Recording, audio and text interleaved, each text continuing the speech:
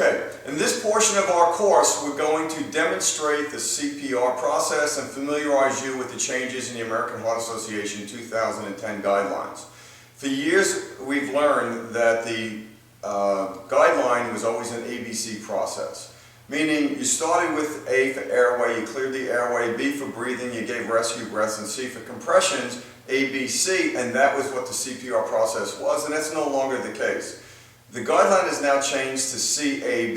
You start with compressions, clear the airway, and then give your rescue breaths. The reasoning behind that is that a lot of people are reluctant to perform the rescue breaths. So as a result, about 50% of the people that needed CPR never got it. If they change the guideline and start with the compressions first, more people hopefully will get CPR if required. So if you can only do one thing, make sure it's the compressions. It's a big change in the guideline. We've never had a change like this before, so you start with compressions first. The first thing you do when you come upon a scene is to determine whether or not that person actually requires CPR. One of the questions on the quiz is, where does the CPR process begin? And the answer is with early recognition and access. Recognize there's an emergency, respond to the emergency, somehow get to that victim and help by performing CPR if required. If you rush in and without determining if the scene is safe, you may put yourself in peril. And the reason is that person could be lying in a puddle and just got electrocuted, and you go running in, step in the same puddle, and now you're a victim also. The room may be filled with toxic fumes. You don't want to go running in and getting yourself overcome, and next thing you know, you're laying down next to the victim. Determine if the scene is safe. Go help the victim if at all possible. You come into the room, that person's laying on the floor, he could be sleeping. Let's determine if he actually needs CPR. The way you do that is really a two-step process. The first thing you do is shake the victim. Are you okay? Are you okay? If he's sleeping, he wakes up, he thinks you're crazy, no harm done. If he really is in distress, are you okay? Are you okay? He doesn't respond. Next, we're going to check for breathing. That's about a 10-second process at the most. Just check for breathing, make sure that that person is not breathing. Remember that CPR is only performed on a non-breathing person. If he's breathing, even if it's unresponsive, we are not going to perform these CPR. So check to see if he's breathing by just listening. He's not breathing, we have to do something. With a child and an adult, remember it's call first. Activate the emergency response system. And a child and an adult. A child is defined as anyone from the age of 1 to the onset of puberty. That's a change in the guideline. 1 to the onset of puberty, and an adult is anybody after that. So make sure that you activate the emergency system first before starting CPR for a child and an adult. The emergency response system may be just as simple as dialing 911, but it's always best in your area to check to see if 911 is active, or you may have to call your local fire department or police department first. All you have to do is give the information, where you are, what the problem is, please send help. And that's all it is.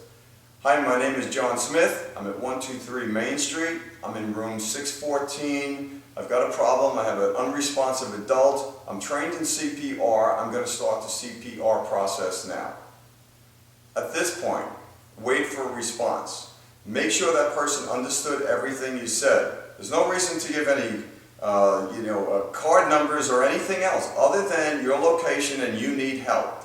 Make sure that person understood. You just drop that phone, they may be saying, wait, I didn't get the address. Make sure they understand where you are. They'll say, okay, I'll get started. I'm going to leave the phone open.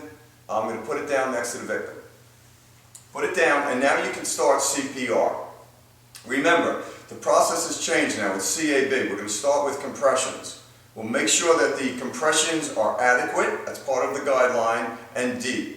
The guideline is now changed. It used to be 1.5 to 2 inches. The new guideline is at least 2 inches.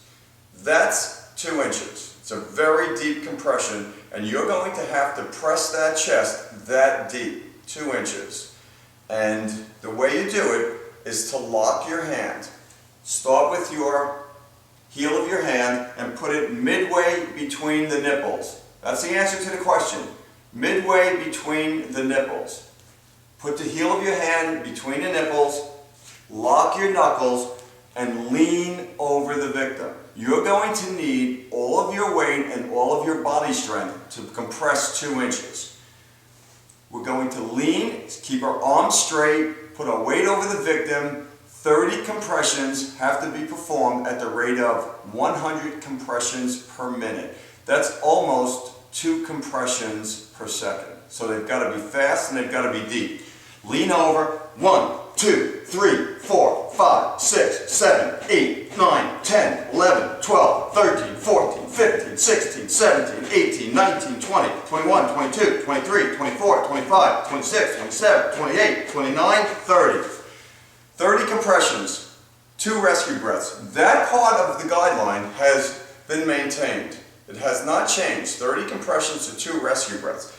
At this point, if you can give the rescue breaths, it's 2 rescue breaths. And they're performed by clearing the airway. C, compressions, A for airway.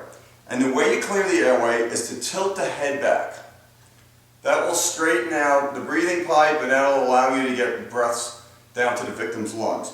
We're going to put our hand on the victim's forehead, fingers under the chin, and tilt the head back.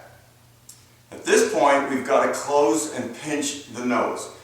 Once you're breathing in the mouth, if that nose is not pinched, air will just escape and not go down to the lungs. So we're going to pinch the victim's nose, tilt the head back, and we're going to perform 2 rescue breaths. Make sure that the chest is rising and falling when you're doing your rescue breaths. If it's not, it could mean that there's a blockage in the airway and they're not going to get any air anyway.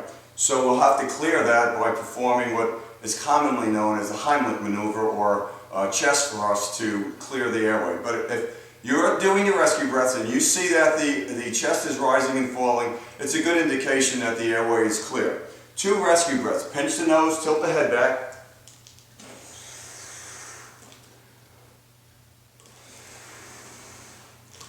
Okay, remember, you're performing 30 compressions, you're breathing rescue breaths. You're going to get out of breath and very tired very quickly. So make sure that you're breathing enough for not only yourself, but for the victim as well. Make sure you're getting enough oxygen for the 2 of you. Take your deep breaths, give your rescue breaths, and go right back to compressions once you've given it. Now there's a lot of talk about this hands-only CPR. What the hands-only CPR means is that if you're an untrained person, untrained, you've never taken a course in a classroom, you've never taken a course online like you're doing now, and you are going to perform CPR, hands-only is recommended. I don't really understand that. Because in order for you to get that message, you have to be taking a CPR course like you're taking now for someone to tell you that. So I'm not really understanding what that means. The lay person that's never taken a CPR course doesn't even know what hands-only CPR is or what you're supposed to do. But if you can only do the compressions, you can't put your lips on that victim. It's been shown in studies that compressions only have been just as effective of doing the ABC process. So again, if you can't perform the rescue breaths, we're going to do compressions only, and that's what compressions only CPR is. But if you've been trained, it's still recommended by the AHA that you do the rescue breaths as well. For infants, again, infants are from birth to 1 year of age. The ABC process has been maintained. The reasoning behind it is that if an adult is on the floor and they're unconscious and not breathing, chances are they have a heart issue. So we want to make sure that we perform adequate compressions. If an infant is unconscious and not breathing, more often than not, it's a respiratory problem. So we're going to start with breathing with an infant. And the breathing process is basically the same. If an infant is unconscious, what we're going to do is to make sure that that infant is not breathing by listening. We determine within 10 seconds that they're not breathing, and we're going to perform CPR on the infant. We're going to start with the breathing first and then compressions. With an adult, we call first. Unconscious, pick up the phone, activate the emergency response system. With an infant, we're going to perform 2 minutes of CPR, 5 cycles. And then we're going to call. We've got to get some oxygen as quickly as possible into that victim. So, the way you perform CPR on an infant is not by leaning down and compressing very heavily. It's with 3 fingers.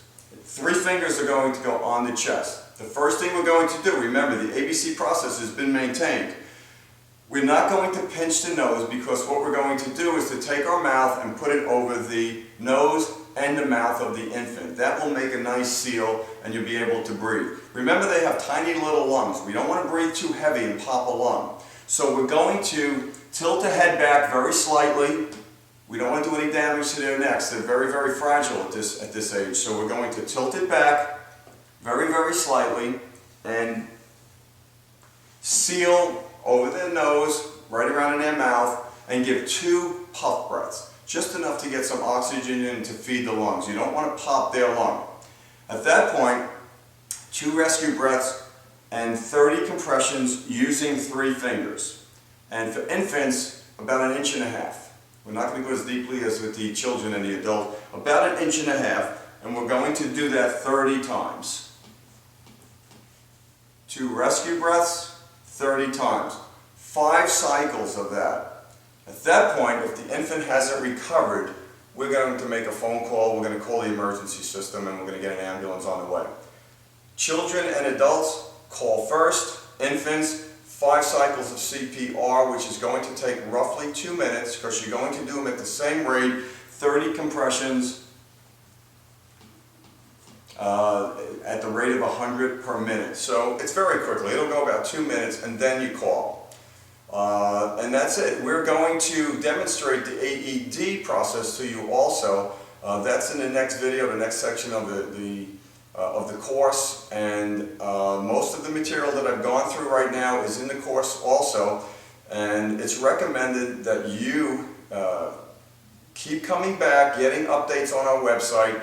Your your course stays open for the full 2 years of your certification, and we constantly update it. Just keep your username, your password handy, keep the email, save it, so that you can keep coming back to the website and getting any updates as they're available. 2 years is your certification. 2 years is how long your course lasts. You can keep coming back. There's no charge to keep coming back and getting the updates. We recommend that you do that very often. Just keep coming back, going through the videos, making sure you understand the process, going through the course material. And again, there's no charge for that. Thank you very much. The AED portion is next.